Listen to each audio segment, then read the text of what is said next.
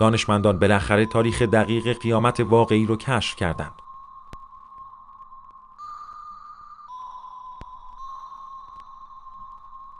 آنها میگویند قیامت یک روز نیست، بلکه یک دوره خاص 200,000 ساله است. احتمالاً تا امروز نمیدانستید که هر 200,000 سال قطب‌های زمین جابجا میشوند و این جابجایی زیاد دوری نیست و در حال حاضر قطب‌های مغناطیسی زمین با 40 کیلومتر در سال به سمت شمال شرق منحرف میشه و بارها سونامی و زلزله‌های شدید اتفاق میفته و کوه‌ها تخریب میشوند. بارش‌های تند و سیلاسا اتفاق خواهد افتاد. اقلیم زمین هم کاملاً عوض میشود و احتمالاً منظور از روز قیامت همین تغییرات است. نکته جالب اینجاست که 7 بار قطب‌های مغناطیسی جابجا شدند و هر بار این اتفاقات افتاده است. حالا با این تفاصیل به نظر شما این نظریه ها درست است؟